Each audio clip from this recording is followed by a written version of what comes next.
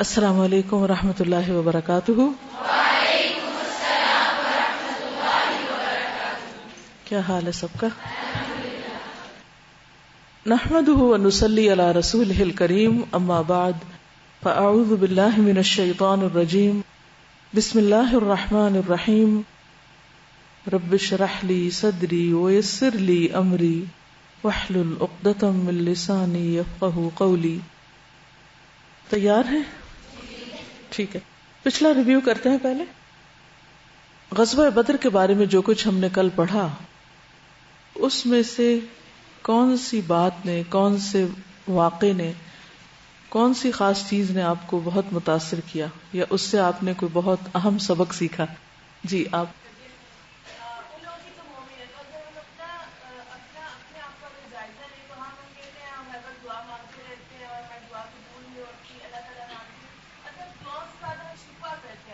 جی ہاں، جنگ بدر میں مسلمانوں کی تعداد بہت کم تھی، دشمن تقریباً 3 گنا زیادہ تھا۔ مسلمانوں کے پاس صرف 2 گھوڑے تھے، 70 اونٹ، ایک ایک اونٹ پر 2 اور 3 لوگ سواری کر رہے تھے باری باری۔ نبی صلی اللہ علیہ وسلم کے ساتھ حضرت علی اور ابو لبابہ تھے۔ عبداللہ بن مسعود کہتے ہیں کہ بدر کے دن ہماری حالت یہ تھی، ہم میں سے ہر 3 آدمی ایک اونٹ پر سوار ہوتے تھے، 3 لوگوں کے لیے ایک سواری تھی۔ ابو لبابہ اور حضرت علی رضی اللہ تعالی عنہ رسول اللہ صلی اللہ علیہ وسلم کے شریک سفر تھے، یعنی آپ کے کمپینین یہ 2 لوگ تھے۔ جب اس اونٹ پر رسول اللہ صلی اللہ علیہ وسلم کے اترنے کی باری آتی تو ابو لبابہ اور حضرت علی عرض کرتے کہ آپ کے بدلے ہم پیدل چلیں گے، یعنی آپ بیٹھے رہیں۔ لیکن آپ فرماتے، نہ تو تم مجھ سے زیادہ طاقت رکھتے ہو کہ سارا راستہ چلتے ہی رہو، یعنی پیدل رہو، اور نہ میں آخرت کا زیادہ ثواب حاصل کرنے میں تم سے بے پرواہ ہوں، یعنی تم سے کم محتاج نہیں ہوں، مجھے بھی ثواب چاہیے۔ ظاہر پیدل چلنے میں ثواب زیادہ ہے بنسبت سواری کے، کیونکہ اس کو قربانی کی بات یہ نہیں کہ ہر جگہ پر آپ اس اصول کو لاگو کر لیں گے کہ کہیں بھی اگر سواری مل رہی ہے تو نہ بیٹھیں کہ پیدل چل کے زیادہ ثواب ملے گا۔ یہاں قربانیوں کی بات ہے۔ تو آپ صلی اللہ علیہ وسلم اپنے ساتھیوں کے ساتھ وہ ساری قربانیاں دے رہے تھے جو آپ کے ساتھی دے رہے تھے، ان کے ساتھ شریک تھے۔ اتنی کم تعداد کے باوجود کوئی مسلمان کہیں شکوہ کرتا نظر نہیں آتا، بلکہ تیاری کے باوجود، مدد کی امید کے باوجود اللہ کے رسول صلی اللہ علیہ وسلم پوری رات عبادت میں گزارتے ہیں، دعاؤں میں گزارتے ہیں۔ اس پہلو نے میرے دل کو بہت زیادہ متاثر کیا۔ حضرت علی فرماتے ہیں کہ غزوہ بدر کے موقع پر ہم نے دیکھا کہ ہمارے درمیان ہر شخص سو جاتا تھا، ہر ایک سوتا تھا، سوائے نبی صلی اللہ علیہ وسلم کے، جو ایک درخت کے نیچے نماز پڑھتے جاتے تھے اور روتے جاتے تھے۔ اللہ کے نبی رو رہے ہیں اللہ کے سامنے، یہاں تک کہ صبح ہو گئی۔ اور غزوہ بدر کے دن حضرت مقداد بن اسود رضی اللہ عنہ کے علاوہ ہم میں کوئی گھڑ سوار نہ تھا، یعنی شہ سوار جس کو کہتے ہیں۔ اس سے آپ اندازہ لگائیں کہ مسلمانوں کی حالت کیا تھی۔ لیکن مادی اسباب کے کم ہونے کے باوجود کامیابی بھی مسلمانوں کو حاصل ہوئی۔ اس کی وجہ کیا تھی؟ مسلمانوں کی صفوں میں ڈسپلن تھا، ہر ایک کے لیے مقصد عزیز تھا، ہر شخص اپنے شوق اور خوشی کے ساتھ اس میں شریک تھا۔ آپ نے کسی کو پابند نہیں کیا تھا، کسی پہ لازم نہیں کیا تھا، بس ابھارا تھا، اور لوگ شوق سے چلے اور چلتے رہے، پیدل چل چل کے وہاں پہنچے، تھوڑی دیر اونٹ پر بیٹھتے پھر پیدل چلتے۔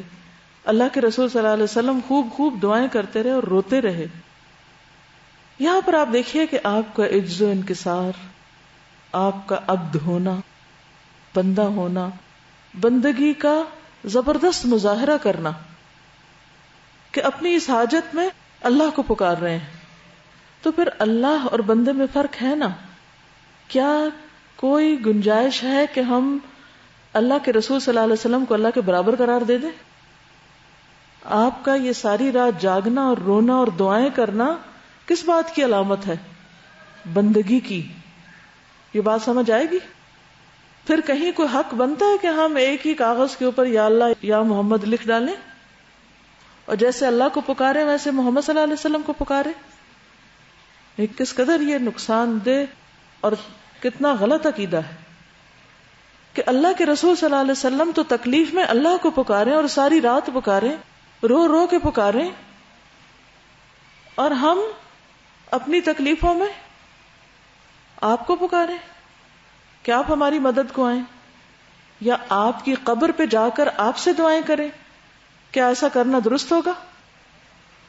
تو میں جب یہ حدیث پڑھ رہی تھی تو مجھے شدت سے اس بات کا خیال آ رہا تھا کہ کہیں کوئی گنجائش نہیں نبی صلی اللہ علیہ وسلم کو کسی بھی جگہ اللہ کے برابر قرار دینے کی، نہ نام میں، نہ کام میں، نہ دعاؤں میں، نہ کسی اور جگہ. وہ رب العالمین ہے اور محمد صلی اللہ علیہ وسلم اللہ کے بندے ہیں، اور ہم گواہی بھی اسی بات کی دیتے ہیں. اشہد ان لا الہ الا اللہ و اشہد ان محمدن عبدہ و رسولہ. اور عبد کے ساتھ وہ کیا ہے؟ رسول ہے اللہ کے. اللہ نے ان کو چن لیا، مصطفیٰ ہیں، چنے ہوئے ہیں. اور کوئی بات جو آپ نے سوچی ہو؟ جی آپ فرمائیے. جی ہاں، 2 ہجری میں ہی روزے فرض ہوئے. یہ وہی رمضان ہے جس میں روزے فرض ہوئے ہیں، اور ساتھ ہی جنگ کا موقع بھی آ گیا. جی جی ہاں، اس جنگ میں مسلمانوں کی کامیابی کی ایک بڑی وجہ یہ بھی نظر آتی ہے کہ وہ سارے اللہ کی خاطر نکلے تھے، ذاتی مفاد نہیں تھا، کیونکہ قافلہ تو نکل چکا تھا، اب مقابلہ تھا. قافلے کو بھی کیوں پکڑنا چاہتے تھے؟ اس کے پیچھے ایک وجہ تھی، اور وہ وجہ یہ تھی کہ مکہ والوں نے ہجرت کے بعد آپس میں یہ طے کیا کہ ہم سب مل کر ایک بہت بڑی انویسٹمنٹ کرتے ہیں جس میں ہر شخص اپنا حصہ ڈالے. تجارت کرتے ہیں اور اس سے جو مال ہمیں حاصل ہوگا اس سارے مال کی قوت سے ہم مسلمانوں کو ختم کر دیں گے. تو یہ تجارتی قافلہ خاص طور پر اس لیے گزر رہا تھا کہ اس پر جو کچھ مال تھا اور جو اس میں اونٹ وغیرہ تھے وہ سب مسلمانوں کے خلاف استعمال ہونے تھے. اس لیے آپ کے لیے ضروری تھا کہ آپ جا کر اس کا پہلے سے سد باب کریں. اسی لیے آپ نے اس قافلے کی نقل و حرکت پر نظر رکھی ہوئی تھی کہ جب وہ واپس آئے تو اس کو پکڑ لیا جائے. جی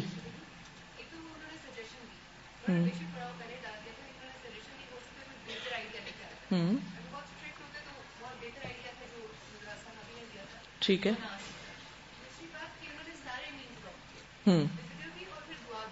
بالکل، مادی وسائل بھی، مشورہ بھی کیا، لوگوں کو ذہنی طور پہ تیار بھی کیا، ان کو ابھارا بھی، اور اس کے ساتھ ساتھ خود دعائیں کی.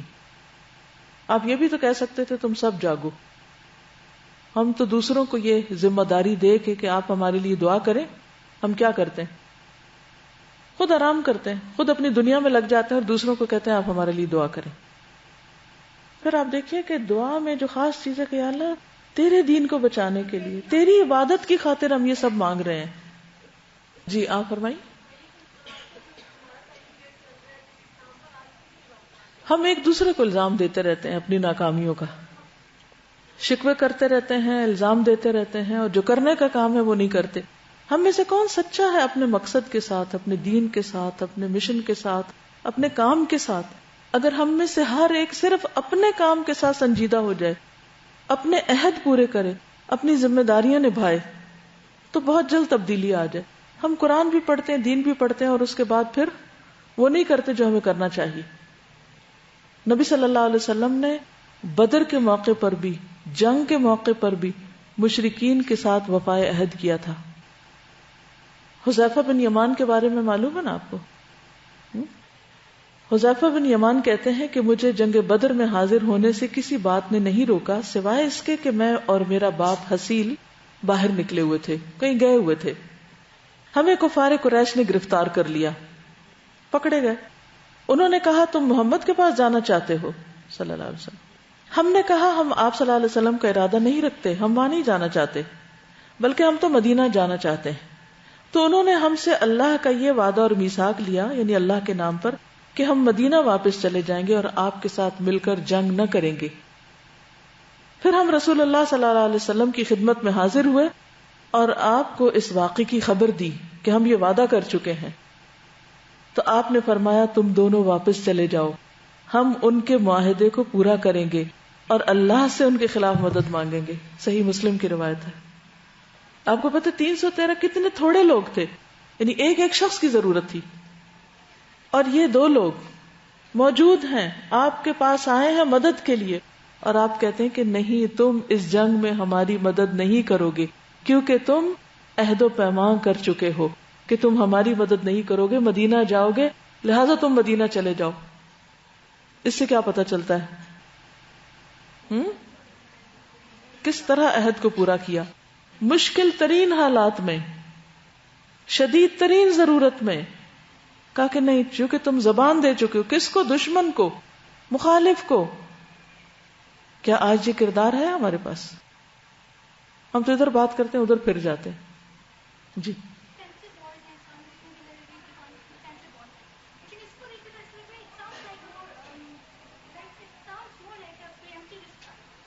دونوں طرح ہے، ڈیفینسو بھی ہے اور دوسری طرح بھی ہے. یعنی دفاع تو ضروری تھا نا، لیکن یہ کہ دفاع کا مطلب یہ نہیں ہوتا کہ جب کوئی سر پہ چڑھا ہے تو پھر آپ دفاع کریں. دفاع سے مراد یہ ہے کہ آپ پہلے سے ہی، کیونکہ قرآن کیا کہتا ہے، اعدوا لهم ما استطعتم من قوة ومن رباط الخیل. تو تیاری جو ہوتی ہے کسی بھی کام کی، وہ اس کا ایک حصہ ہوتا ہے دفاع کا. یعنی دفاع صرف اس وقت نہیں ہوتا جب آپ کے سر پہ کچھ پڑنے لگے، پہلے سے بھی تو آپ دیکھ کے رکھتے ہیں نا کہ آپ کہاں سے گزر رہے ہیں، یہ میرے اوپر تو نہیں آ گرے گی چیز، ٹھیک ہے نا. تو عبد الرحمن بن عوف کا واقعہ یاد ہے، جنگ بدر میں ان کا کیا کردار تھا؟ وہ بھی عہد ہی سے متعلق ہے. عہد پورا کرنا ایمان کا حصہ ہے. کسی نے کبھی پڑھا ہو، کسی کو یاد ہو تھوڑا بہت بھی، کہ عبد الرحمن بن عوف نے کیا کیا تھا؟ عبد الرحمن بن عوف ایک مالدار صحابی تھے، تاجر تھے. جب وہ ہجرت کر کے آئے تو obviously ان کا کچھ مال پیچھے مکہ میں تھا. اسی طرح مکہ والوں کے مدینہ میں کچھ تجارتی معاہدے ہوتے، کام کاج ہوتا، آپس میں لین دین ہوتا، بزنس ڈیلز ہوتی. تو دوسری طرف امیہ بن خلف جو تھا، اس کا کچھ مال مدینہ میں تھا. تو عبد الرحمن بن عوف نے ہجرت کے بعد ان کو لکھا کہ تم میرے مال کی مکہ میں حفاظت کرو، جو میں چھوڑ آیا ہوں، تو تمہاری چیزوں کی میں یہاں حفاظت کروں گا. اور اپنا نام نیچے عبد الرحمن لکھا. تو اس نے واپس بڑے بدتمیزی کے ساتھ لکھا کہ میں نہیں جانتا عبد الرحمن کون ہے، کیونکہ مشرکین کو یہ نام پسند نہیں ہے نا. کہا میں نہیں جانتا، تم اپنا وہ نام لکھو جو جاہلیت میں لکھتے تھے. تو انہوں نے بہرحال دوبارہ لکھا عبد عمر. ان کا اصلی نام کیا تھا؟ عبد عمر. تو پھر بعد میں تبدیل کیا تھا، عبد الرحمن کیا تھا اس کو. تو کہتے ہیں کہ بدر کا دن آیا تو میں ایک پہاڑ کی طرف گیا. جس کل بھی بات ہوئی تھی نا کہ بدر کا علاقہ پہاڑوں میں گھرا ہوا ہے. پہاڑ کی طرف گیا تاکہ میں اس کی حفاظت کروں، کیونکہ اس سے معاہدہ تھا. جبکہ لوگ سو رہے تھے، بلال نے اس کو دیکھ لیا. کس کو؟ امیہ کو. انہی کا غلام تھے نا. وہ نکلے اور انصار کی ایک مجلس میں پہنچ کر کہا کہ یہ امیہ بن خلف ہے، اگر امیہ بچ نکلا تو میری خیر نہیں. چنانچہ ان کے ساتھ انصار کی ایک جماعت ہمارے پیچھے پیچھے نکلی. مجھے خوف ہوا کہ وہ ہم تک پہنچ جائیں گے. میں نے ان لوگوں کے لیے اس کے بیٹے کو چھوڑ دیا تاکہ وہ لوگ اس کی طرف متوجہ ہو جائے اور میں اپنا وعدہ پورا کر لوں. لیکن ان لوگوں نے اس کو قتل کر دیا، مگر اس پہ راضی نہیں ہوئے اور پھر ہمارے پیچھے چلے. امیہ جو تھا ایک بوجھل آدمی تھا. جب انصار ہم تک پہنچ گئے تو میں نے اس سے کہا بیٹھ جاؤ. وہ بیٹھ گیا اور میں نے اپنے آپ کو اس پر ڈال دیا. کس نے کس پر ڈال دیا؟ عبد الرحمن بن عوف نے اپنے آپ کو امیہ پر ڈال دیا تاکہ اسے بچا لوں. وعدہ پورا کر رہے تھے، لیکن ان لوگوں نے میرے نیچے ہی تلواریں گھسا دی، یہاں تک کہ اس کو قتل کر دیا. ان میں سے ان کی ایک تلوار میرے پاؤں میں بھی لگی اور اس کا نشان جو تھا، اس زخم کا نشان، وہ اپنے پشت قدم پر ہم کو دکھایا کرتے تھے کہ یہ اس وقت لگی تھی مجھے تلوار. اس سے کیا پتا چلتا ہے کہ میدان جنگ میں بھی عہد و پیمان کی پابندی.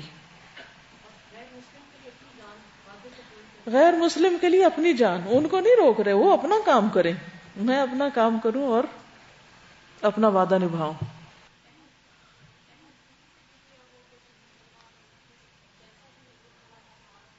جی، عہد کسی سے بھی کیا ہو اس کو پورا کرنا لازم ہے. تو ہم سب سوچیں کہ کوئی عہد ہم بھولے ہوئے تو نہیں ہیں، اور اگر ہم نے کسی سے کیا ہو تو ایک دوسرے کو یاد بھی دلا دیں. جی آپ.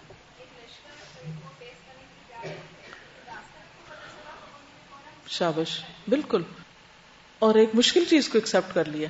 اچھا، ہم اللہ کے فیصلوں کو قبول نہیں کرتے، اسی سے ہماری زندگی میں پریشانیاں کبھی ختم ہی نہیں ہوتی، خصوصاً وہ فیصلے جو ہماری مرضی کے خلاف جائیں یا ہماری پسند کے خلاف ہوں. اب مثلاً مسلمز تو قافلے کے لیے نکلے تھے، ان کو روکنا تھا، قافلہ تو بچ کے نکل گیا اور ادھر سے جنگ کرنے لشکر آ گیا. یہ راستے میں پتہ چلا تھا نا، جب نکل چکے تھے تیار نہیں تھے پوری طرح، لیکن جب اب جنگ کا حکم آ گیا تو انہوں نے اس کو دیر اینڈ دن ایکسپٹ کر لیا. یعنی پوری ذہنی تبدیلی اور سوچ کی تبدیلی اور حالات کے مطابق اپنے آپ کو ڈھالتے چلے جانا، اپنے دل کو، دماغ کو، سوچ کو اس بات پہ راضی کرنا، منانا بہت اہم ہے. جب کوئی چیز ہماری مرضی کے خلاف ہو جاتی ہے تو ہمارا ری ایکشن کیا ہوتا ہے؟ وہ بتائے گا؟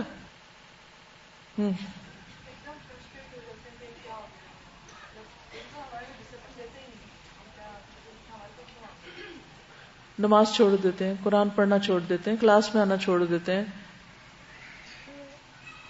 بدتمیزی پہ اتر آتے ہیں، بد اخلاقیاں کرتے ہیں اور شیطان کو پورا پورا خوش کرتے ہیں. اللہ کی نافرمانی کا ہر کام دھڑلے سے کرتے ہیں. کیوں؟ کیونکہ اللہ تعالیٰ نے ہماری مرضی کے خلاف یہ فیصلہ کر دیا، اور مجھے بھی حق ہے کہ میں بھی نافرمانی کر لوں. چاہے منہ سے نہ بھی بولیں لیکن ہمارا رویہ یہی کچھ ظاہر کر رہا ہوتا ہے، حالانکہ ہمیں نہیں پتا ہوتا کہ اسی میں ہمارے لیے کتنی خیر ہے. ایک اور چیز یہ تھی کہ نبی صلی اللہ علیہ وسلم نے مسلمانوں کی جو صف بندی کی تھی وہ بہت زبردست تھی. آپ کے ہاتھ میں تیر تھا جس کے ذریعے صفیں سیدھی کر رہے تھے. آپ بنو عدی بن نجار کے حلیف سواد بن غزیہ کے پاس سے گزرے، وہ سب سے آگے بڑھے ہوئے تھے، اسٹریٹ نہیں تھے، لائن توڑی ہوئی تھی ذرا سی. آپ نے اسے تیر کا کچوکا لگایا، فرمایا سواد سیدھے ہو جاؤ. سواد نے کہا اللہ کے رسول صلی اللہ علیہ وسلم آپ نے مجھے تکلیف دی، حالانکہ اللہ تعالیٰ نے آپ کو حق و عدل کے ساتھ مبعوث کیا ہے، مجھے قصاص لینے دیجیے. آپ نے اپنے پیٹ سے کپڑا اٹھایا اور فرمایا قصاص لے لو. وہ کہتے ہیں کہ میں آپ کے ساتھ چمٹ گیا اور آپ کے پیٹ کا بوسہ لے لیا. آپ نے فرمایا سواد کس چیز نے تجھے ایسا کرنے پر آمادہ کیا؟ میں نے کہا اللہ کے رسول جو کچھ سامنے ہے آپ دیکھ رہے ہیں، میں نے چاہا کہ میری جلد آپ کی جلد کے ساتھ لگے. پھر آپ صلی اللہ علیہ وسلم نے میرے لیے خیر و بھلائی کی دعا کی اور فرمایا سواد سیدھے ہو جاؤ، مقصد پہ نظر رکھو. آگے چلتے ہیں. 201 یوم الفرقان، فیصلے کا دن. قرآن مجید میں یوم بدر کو یوم الفرقان کہا گیا ہے.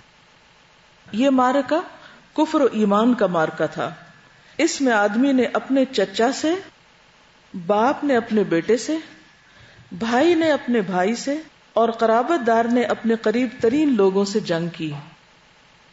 حضرت عمر رضی اللہ عنہ نے اپنے ماموں عاص بن ہشام کو قتل کیا.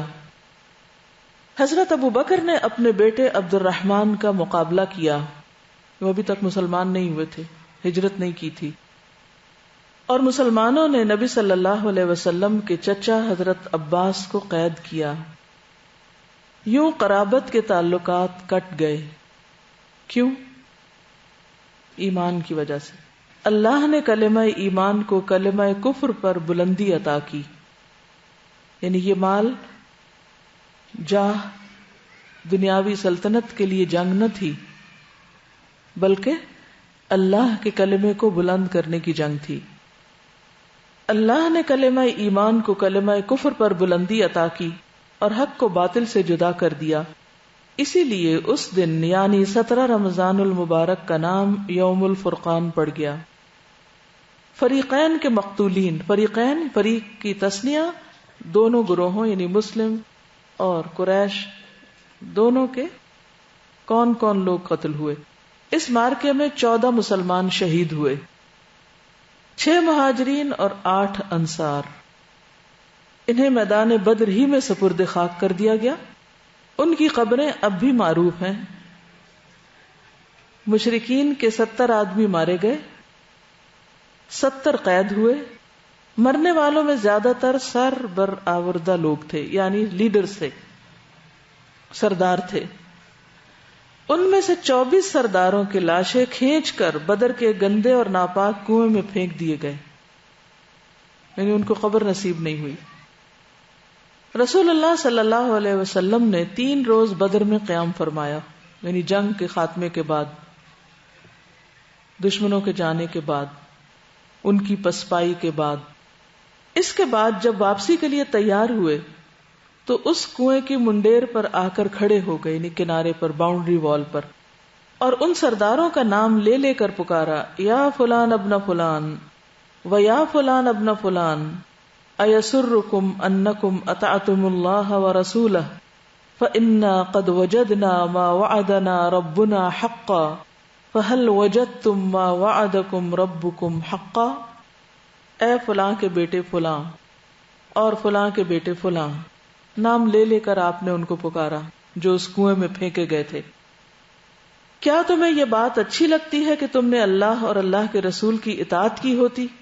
کیونکہ ہم سے ہمارے رب نے جو وعدہ کیا تھا اسے ہم نے برحق پایا، تو کیا تم سے تمہارے رب نے جو وعدہ کیا تھا اسے تم نے برحق پایا؟ وہ وعدہ سچا نکلا؟ کیا اچھا ہوتا اگر تم اللہ رسول کی بات مان لیتے. حضرت عمر نے کہا، اللہ کے رسول، آپ ایسے جسموں سے کیا باتیں کر رہے ہیں جن میں روح ہی نہیں، یعنی فوت ہو چکے ہیں. آپ نے فرمایا، ما انتم باسمع لما اقول منہم ولکن لا یجیبون. میں جو کچھ کہہ رہا ہوں اسے تم لوگ ان سے زیادہ نہیں سن رہے، لیکن یہ لوگ جواب نہیں دے سکتے. یعنی کنویں کے اندر مرے پڑے ہیں لیکن اللہ تعالیٰ ان کو سنوا رہا ہے آپ کی بات. یہ صرف نبی صلی اللہ علیہ وسلم کے لیے خاص تھا کہ آپ کی بات انہیں سنوائی گئی. مکے اور مدینے میں مارکے کی خبر. مکے میں شکست کی خبر بھاگنے والے مشرکین کے ذریعے سے پہنچی، جس سے انہیں بڑی ذلت اور روح سیاہی محسوس ہوئی، حتیٰ کہ انہوں نے مقتولین پر نوحہ گری سے روک دیا تاکہ مسلمان خوش نہ ہوں. یعنی اپنے مقتولین پہ رو نہیں رہے تھے، کیونکہ جو دشمن ہوتا ہے، اپنے جو مقابل ہے یا دشمن ہے، اس کے رونے پہ خوش ہوتا ہے. شماتت الاعداء کہتے ہیں اس کو. لطف یہ ہوا کہ اسود بن مطلب کے 3 بیٹے مارے گئے. ان پر وہ نوحہ کرنا چاہتا تھا. نوحہ کس کو کہتے ہیں؟ بیان کرنا، مرنے والے کے اوپر شعر کہہ کے یا اس کی تعریفیں بیان کر کے یا ماضی کے واقعات، حسین یادیں تازہ کر کے رونا. اس نے ایک رات ایک نوحہ کرنے والی عورت کی آواز سنی تو سمجھا کہ اجازت مل گئی ہے. کس کی طرف سے؟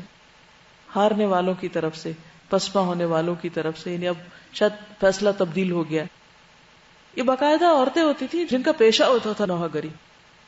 اس نے جھٹ اپنے غلام کو حقیقت معلوم کرنے کے لیے بھیجا.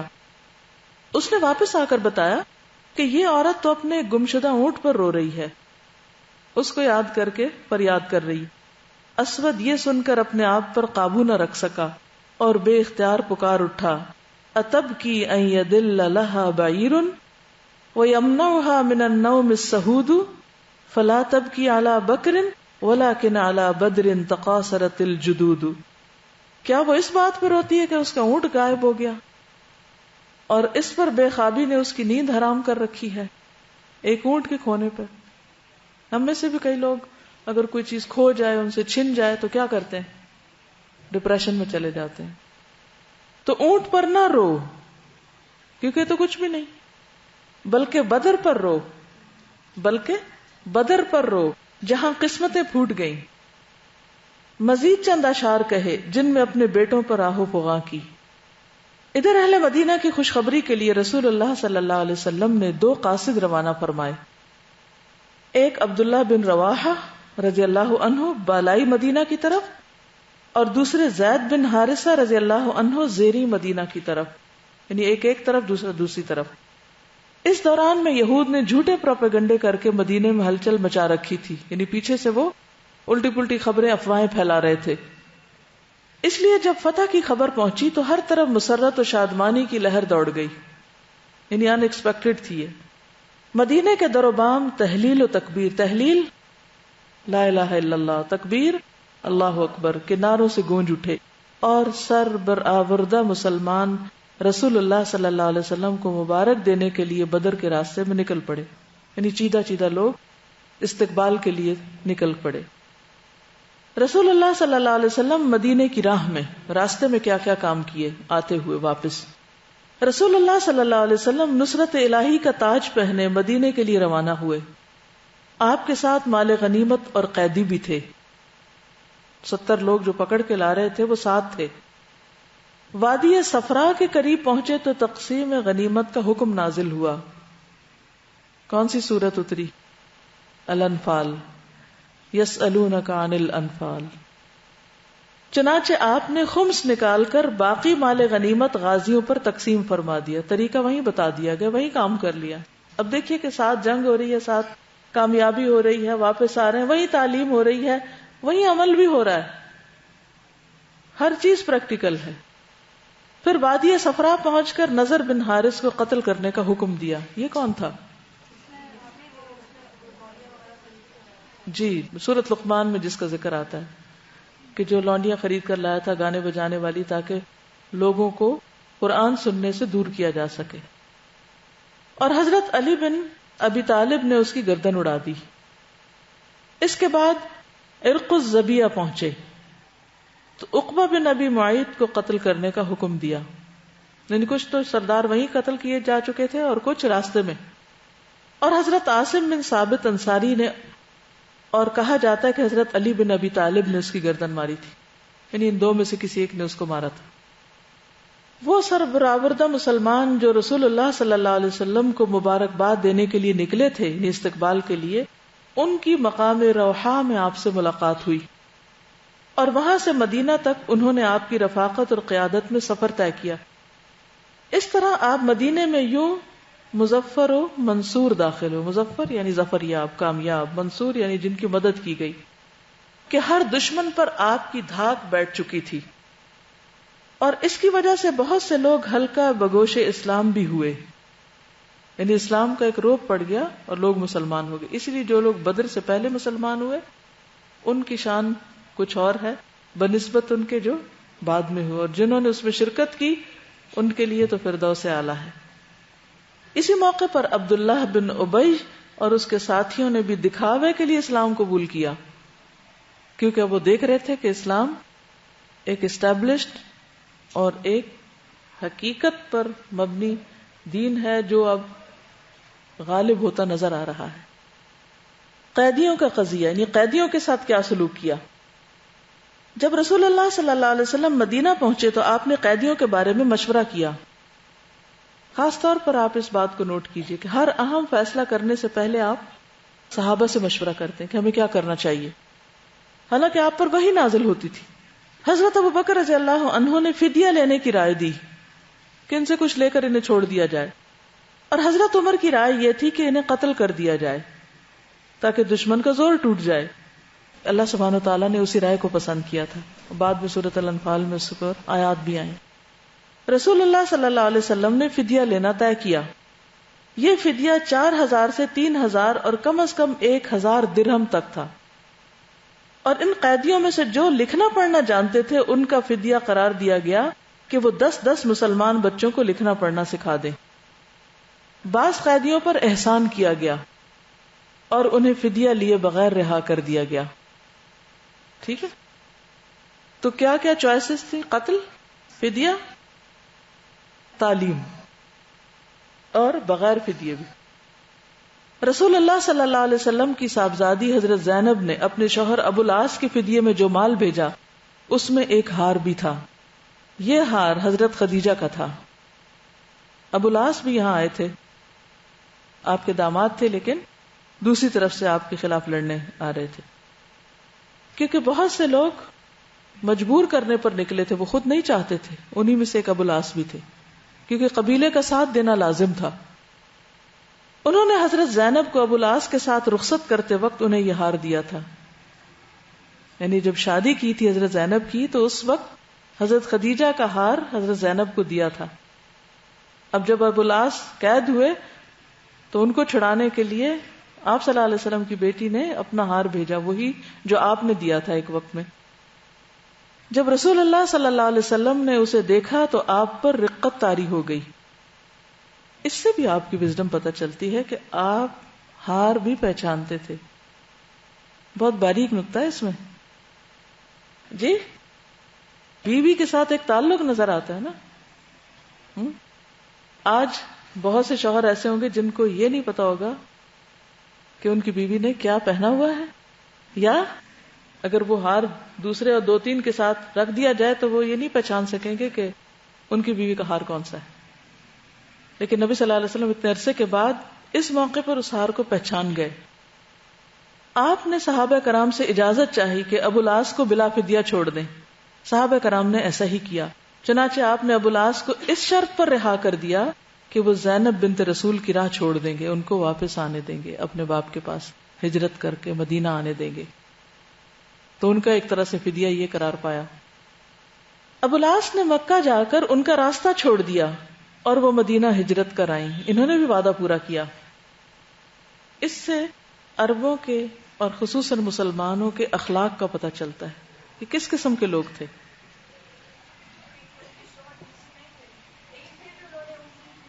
یعنی کہ حضرت زینب کی وفاداری کا بھی پتہ چلتا ہے کہ باوجود اس کے کہ شوہر مسلمان نہیں، وہ سب مسلمان ہو چکی تھیں، لیکن وہ مسلمان نہیں تھے، اس کے باوجود وہ ان کے ساتھ نباہ کر رہی تھی اور ان کے ساتھ وفاداری کر رہی تھی. آج کے دور میں کیا ہوتا ہے، اگر کوئی لڑکی دین پڑھ لے اور شوہر بیچارہ ابھی دین سے دور ہے اور اس کو ابھی پوری طرح سمجھ نہیں، تو وہ اسی بات پہ جھگڑا کر دیتی ہیں غیر حکیمانہ طریقے سے کہ یہ نماز نہیں پڑھتا، میں اس کے ساتھ نہیں رہ سکتی، یا یہ فلاں اور فلاں کام کرتا ہے. اس کو ٹائم دو. تم تو قرآن کلاس میں آنے لگی ہو، وہ کہاں جائے، وہ کہاں سے یہ سب کچھ سیکھے. تو اس لیے گھروں میں چھوٹی چھوٹی باتوں پر فساد نہیں کھڑے کرنے چاہیے.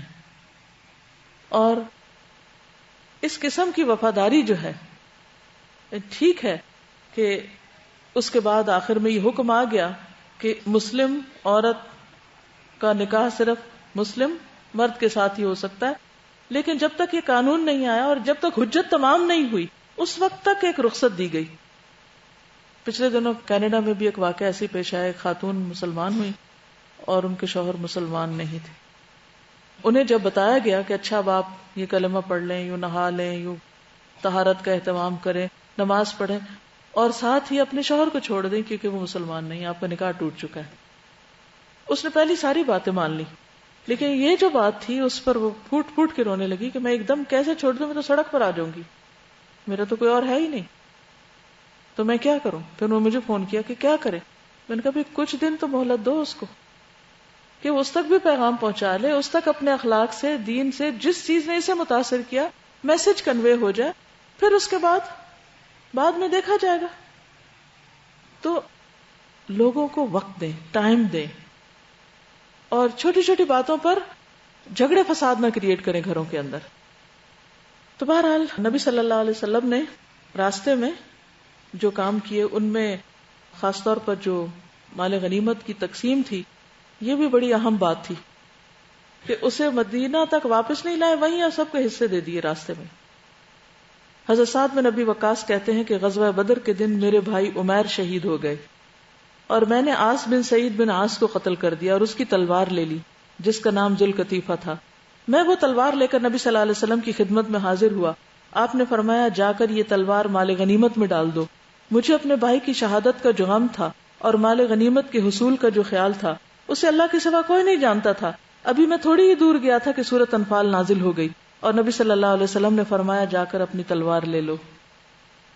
اس سے کیا بات پتہ چلتی ہے؟ ادھر حکم آیا اور ادھر تکمیل کر لی، بس پتہ لگنے کی دیر تھی، کر لیا کام. ایک اور بات سمجھ آتی ہے اور وہ ہے فلیکسیبلٹی. بالکل. اور انہوں نے بھی کتنی جلدی حکم مانا کہ ٹھیک ہے رکھنی ہے، مجھے نہیں لینی. وہ وہاں جھگڑا بھی کر سکتے تھے، میرے بھائی کی تلوار ہے، مجھ سے زیادہ کون حقدار ہو سکتا ہے. لیکن پہلے حکم کیا تھا کہ چھوٹی ہو بڑی چیز، دھاگا سوئی تک بھی جا کے جمع کرا دو، خود سے کوئی نہیں لے گا. عربوں کا یہی ہوتا، جو کس کو مارتا تھا اس کا سامان وہ لوٹ لیتا تھا. لیکن یہ یہاں مال لوٹنے کے لیے تو جنگ نہیں ہو رہی تھی.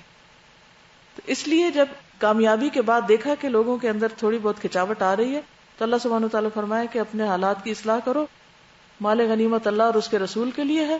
پھر اس کے بعد یہ آیات نازل کی کہ تقسیم کیسے کرنی. پہلے تربیت کی گئی. ایسا ہوتا ہے نا جیسے ماں کھانا پکا کے رکھتی ہے اور بچے ایک دم ٹوٹ پڑتے ہیں, تو ماں کیا کہتی, اب یہیں رک جاؤ, سب چھوڑ دو, پہلے بات سنو, کھانا کیسے کھاتے ہیں, کیسے لیتے ہیں, اس کے بعد اب لو کھانا, اب ملے گا. پھر آپ دیکھیے کہ ایک اور اہم چیز, اسی دن رومی فارس پر غالب آئے تھے. آپ کو یاد ہے سورۃ الروم پڑھی ہے نا آپ نے, اس میں آتا ہے نا غلبت الروم, مغلوب ہو گئے تھے رومی. کب؟ مکی دور میں. اس وقت اللہ تعالیٰ نے بشارت دی تھی کہ کچھ ہی عرصے کے بعد غالب آ جائیں گے, اس دن مومن خوش ہو جائیں گے. تو یہی وہ دن تھا یوم الفرقان, جب ادھر مسلمان جیتے اور ادھر عیسائی فارسیوں پر غالب آ گئے تھے.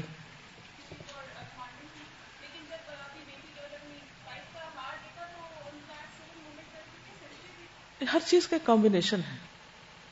ایک اور چیز نظر آتی ہے فلیکسیبلٹی, آپ میں بھی اور صحابہ میں بھی, کہ سچویشن کے مطابق کچھ چیزوں کو تبدیل کر دینا.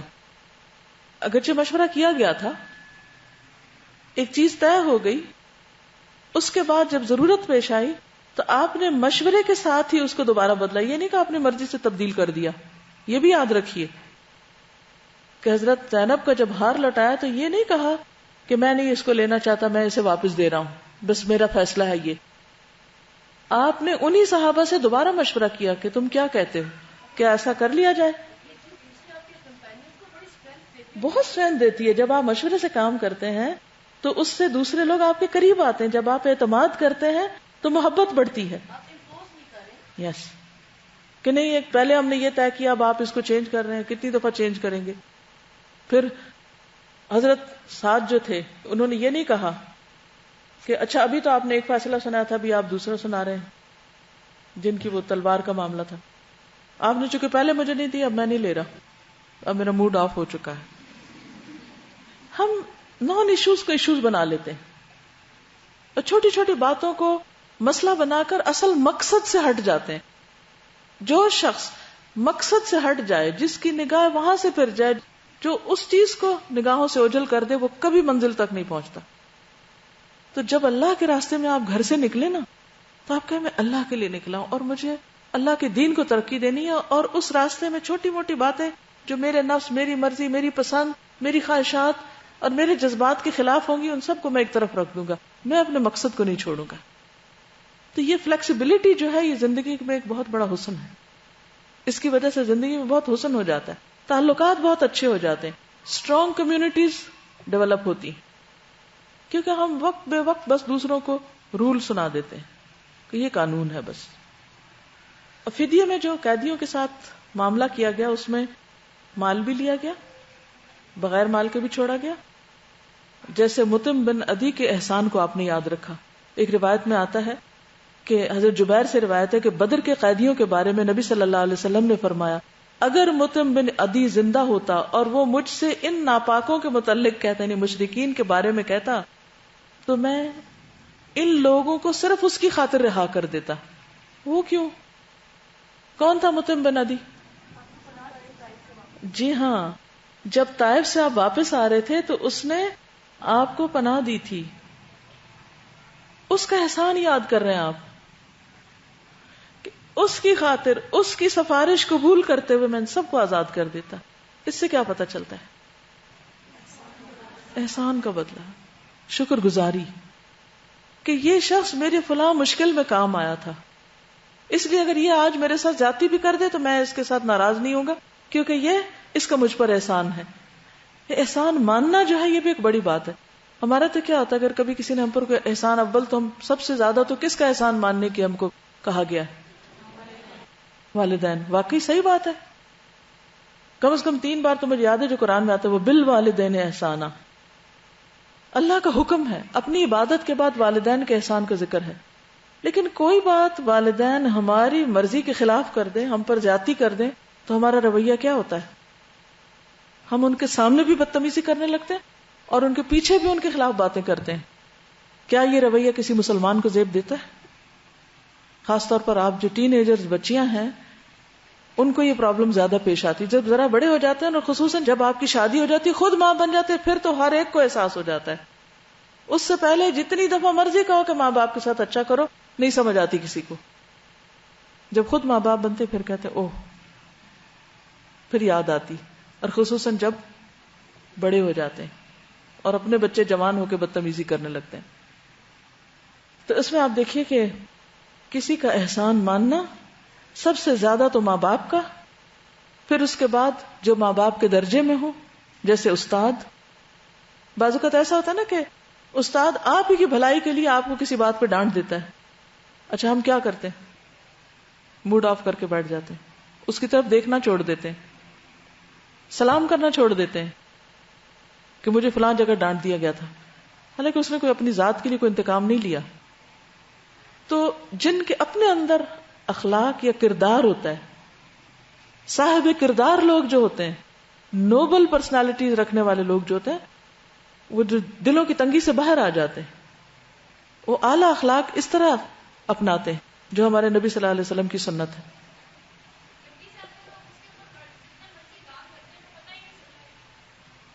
صحیح بات. یعنی اب قیدیوں کی بھی قسمیں آپ دیکھ لیں, آپ اس کو ایک فلو چارٹ سے دیکھ سکتے ہیں کہ کچھ قیدیوں کو تو قتل کر دیا گیا تھا, کچھ کو معاوضے سے رہا کیا گیا, کچھ کو بغیر معاوضے کے, کچھ کے بارے میں یہ بات کی گئی, اور کچھ سے پڑھوایا گیا اپنے بچوں کو. حضرت ابن عباس کہتے ہیں کہ غزوہ بدر کے قیدیوں میں کچھ ایسے لوگ بھی تھے جن کے پاس فدیہ دینے کے لیے کچھ بھی نہ تھا. نبی صلی اللہ علیہ وسلم نے ان کا فدیہ اس طرح مقرر کیا کہ وہ انصاری بچوں کو کتابت سکھا دیں, لکھنا سکھا دیں, رائٹنگ. ایک دن ایک بچہ اپنے باپ کے پاس روتا ہوا آیا. باپ نے پوچھا کیا ہوا؟ اس نے کہا استاد نے مارا ہے. کہنے لگا خبیث بدر کا انتقام لینا چاہتا ہے, آئندہ تم کبھی اس کے پاس نہیں جاؤ گے. تو بہرحال اس سے پتہ چلتا ہے کہ وہ انسان تھے, اور انسانوں کے جو ایک نیچرل ریاکشن ہوتے ہیں وہ بھی سامنے. پھر بھی ذات نہیں بیچ میں, وہ بدر کا انتقام یعنی جو مسلم اور کافر کی جو جنگ تھی وہ وجہ ہے, اصل میں دین وجہ ہے. جی آپ.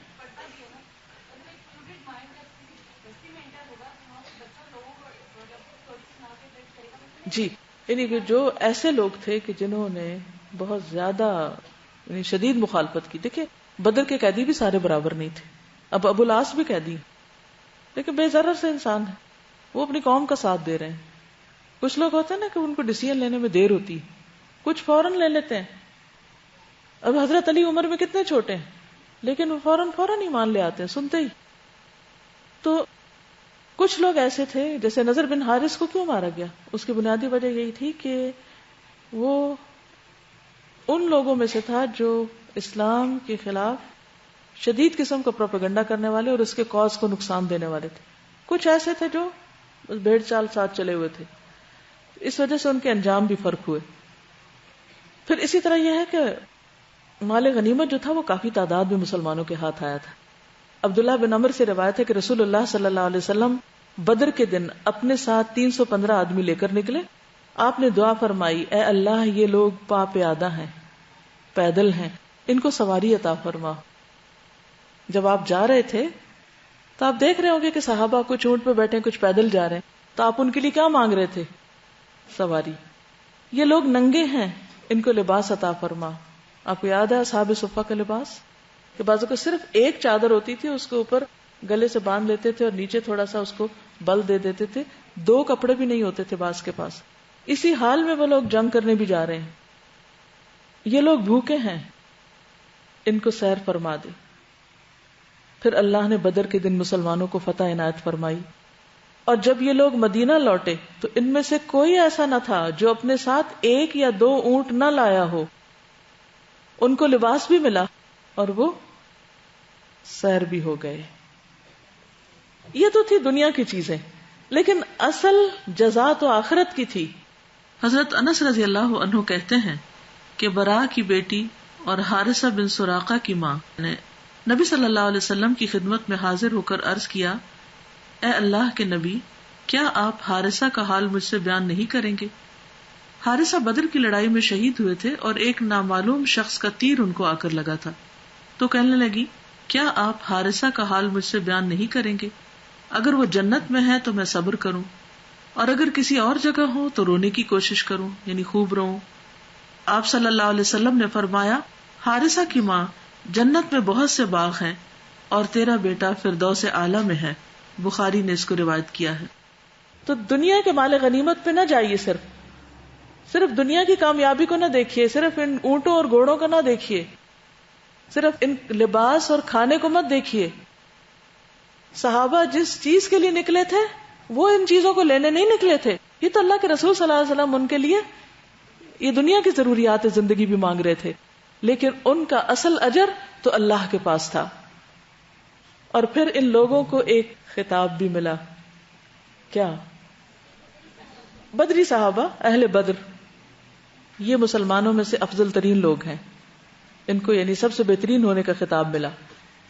حضرت معاذ بن رفاعہ اپنے والد رفاعہ سے جو بدر میں شریک تھے روایت کرتے ہیں کہ حضرت جبریل نے حضرت محمد صلی اللہ علیہ وسلم کی خدمت میں آ کر دریافت کیا کہ آپ بدر والوں کو کیسا سمجھتے ہیں؟ آپ صلی اللہ علیہ وسلم نے فرمایا، تمام مسلمانوں سے افضل، یا اسی قسم کی کوئی اور تعریف کی بات فرمائی۔ سمجھ آ گئی؟ جبریل علیہ السلام نے کہا، اسی طرح وہ فرشتے جو بدر میں حاضر ہوئے تھے وہ دوسرے فرشتوں سے افضل ہیں۔ تو اس سے پتہ یہ چلتا ہے کہ جب قربانی بڑی ہوتی ہے تو مقام بھی بڑا ملتا ہے، درجہ بھی بڑا ملتا ہے، اجر بھی بڑا ملتا ہے، ریوارڈ بھی اتنا ہی بڑا ہوتا ہے۔ تو کبھی قربانی کرنے سے نہ گھبرائیں، یہ نہ سوچیں وسائل نہیں، یہ نہ سوچیں کہ ہم کیا کر سکتے ہیں، یا یہ نہ سوچیں کہ ہمیں زیادہ مشکل پڑ رہی ہے، دوسرے لوگ کتنی آسانیوں میں ہیں، ہم سارا دن بیٹھ کے تھک جاتے ہیں، یا ہمیں وہ کھانا نہیں ملتا، یا ہمارے پاس وہ سہولتیں نہیں جو گھر میں ہوتی ہیں۔ جب بھی آپ دین کے لیے، اللہ کے لیے قربانی کریں گے تو اللہ کے ذمے اس کی جزا اللہ پہ قرض ہو جاتا ہے، اور وہ کئی گنا زیادہ بڑھا چڑھا کے واپس کرتا ہے، صرف اتنا بھی نہیں، کئی گنا زیادہ۔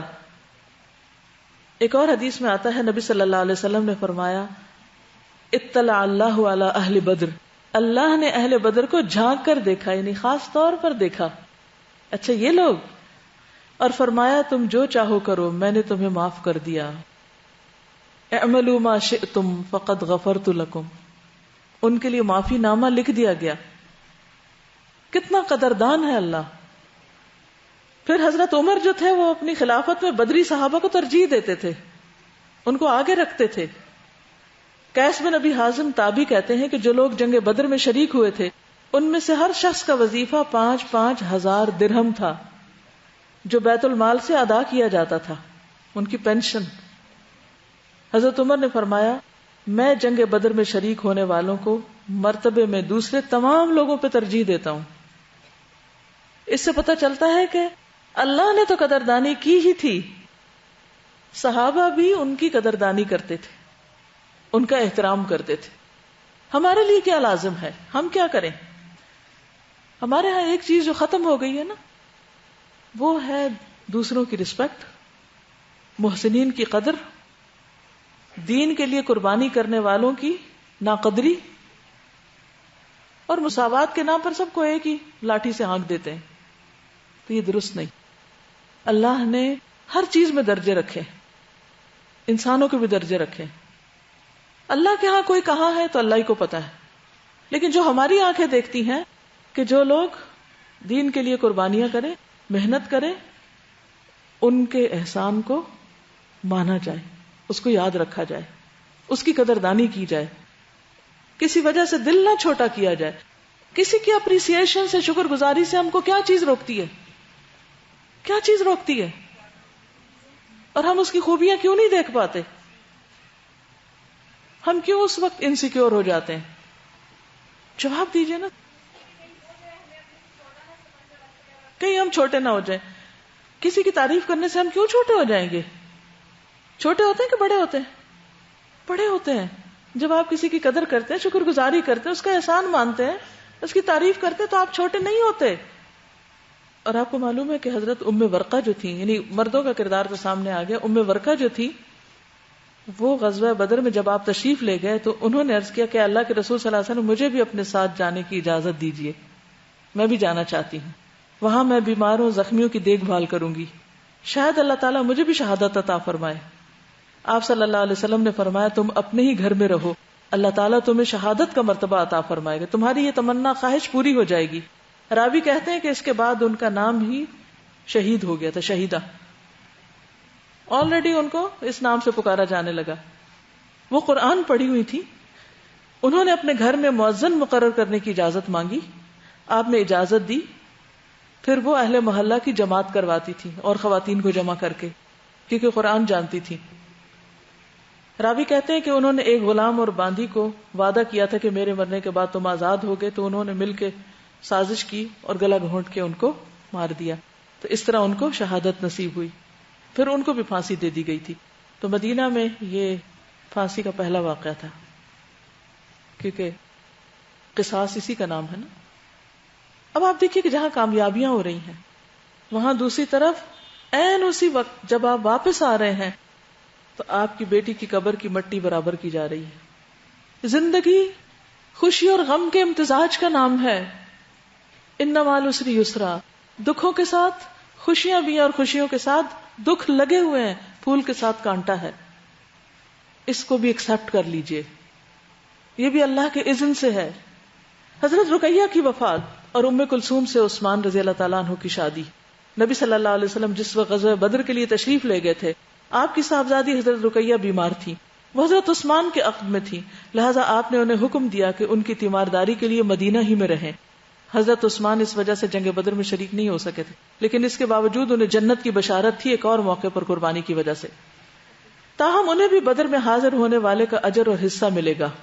نہ جانے کے باوجود بھی اسامہ بن زید کو بھی ان کی تیمارداری کے لیے روک دیا گیا. حضرت زید تو گئے تھے لیکن اسامہ نہیں. حضرت رقیہ آپ کی واپسی سے پہلے ہی وفات پا گئی. حضرت اسامہ بن زید کا بیان ہے کہ ہمارے پاس فتح کی خوشخبری اس وقت پہنچی جب ہم رسول اللہ صلی اللہ علیہ وسلم کی صاحبزادی حضرت رقیہ پر مٹی برابر کر چکے تھے, کہ ہمیں پتا چلا کہ جنگ بدر میں اللہ نے مسلمانوں کو کامیابی دی ہے. سامنے کون ہے اور خبر کیا ہے, یعنی غم اور خوشی کا کیسا امتزاج ہے.